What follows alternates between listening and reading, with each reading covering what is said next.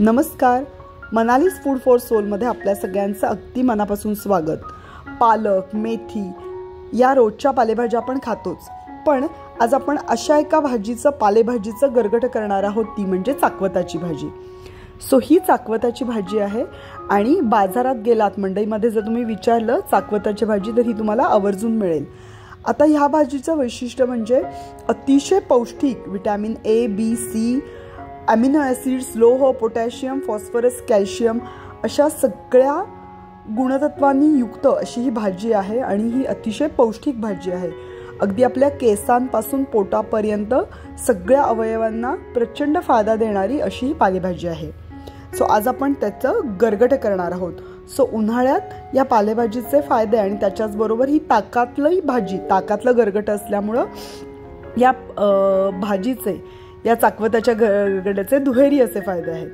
त्याच्यासाठी इथं मी ही चाकवताची भाजी अशी बारीक चिरून घेतली आहे आणि बरोबर आपण घेतलंय ताक। सगळ्यात आधी मी इथं 4 वाटी ताक घेतलंय। दही जे असेल ते व्यवस्थित घुसळून त्याचं आपल्याला ताक करून घ्यायचं आहे आणि मग या ताकातच आपल्याला इथं मी पाऊण वाटी कणी घेतली आहे। ती कणी आपल्याला घालायची, तुमच्याकडे जी घरी सुगंधी कणी असेल ती तुम्ही वापरू शकता।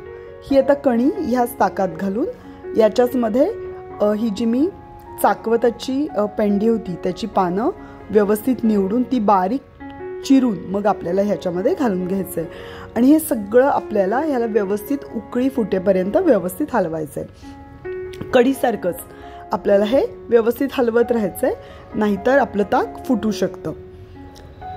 ही चाकवताची भाजी तब्येतीला तर पौष्टिक आहेच, त्याच्यातून मिळणारे फायदे सुद्धा खूप महत्त्वाचे आहेत, पण त्याचबरोबर ही चवीलाही तेवढी सुंदर लागते।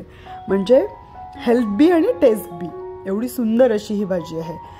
ताकाच्या आंबटपणावर तुम्ही ताकाचं प्रमाण कमी जास्त करू शकता।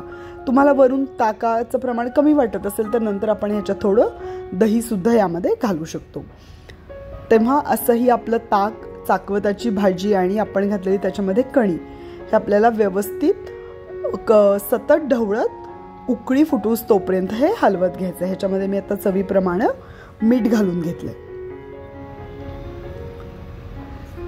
या ताकात या चाकवताच्या भाजीचा चाकवताची भाजी ही सुद्धा चवीला आंबट असते, तेव्हा या ताकात चाकवताच्या भाजीचा आंबटपणा उतरला ही भाजी चवीला अशी इतकी छान लागते। मला मगाशी याच्यात थोडंसं ताक कमी वाटलं, त्यामुळे मी इथं 1 चमचा दही वरून घालती आहे। आता परत एकदा हे आपण सगळं व्यवस्थित हलवून एकजीव करूया। आपण हे पूर्ण व्यवस्थित उकळेपर्यंत सतत ढवळत राहतोय, जेणेकरून आपलं ताक फुटू नये। मध्ये थोड्या वेळानं कणी व्यवस्थित शिजली की अशी आपल्याला कणी घोटून घ्यायची, म्हणजे कणी, चाकवताची भाजी आणि आपण घातलेलं ताक हे सगळं छान एकजीव होतं आणि भाजीची चव ह्या सगळ्या ताकात छान उतरते। आता ही भाजी आपली व्यवस्थित शिजली आहे, त्याला उकळी फुटली आहे।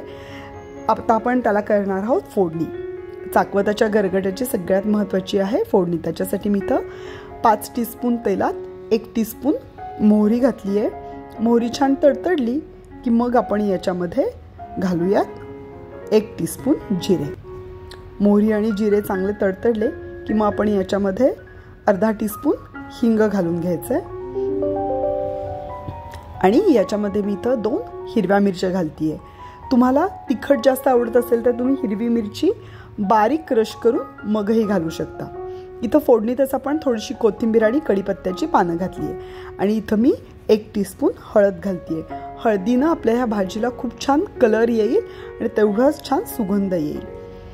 फोडणी हा कुठलाही भाजीचा प्राण असतो किंवा आत्मा असतो असं म्हटलं तर ते अतिशयोक्ती होणार नाही, कारण तुमची फोडणी न जळता ती चुरचुरीत होणं, व्यवस्थित फोडणी बसणं, त्या फोडणीतच सगळ्या भाजीची चव दडलेली असते। तेव्हा कुठल्याही भाजीची फोडणी ही अगदी लक्ष देऊन व्यवस्थित करता आली पाहिजे।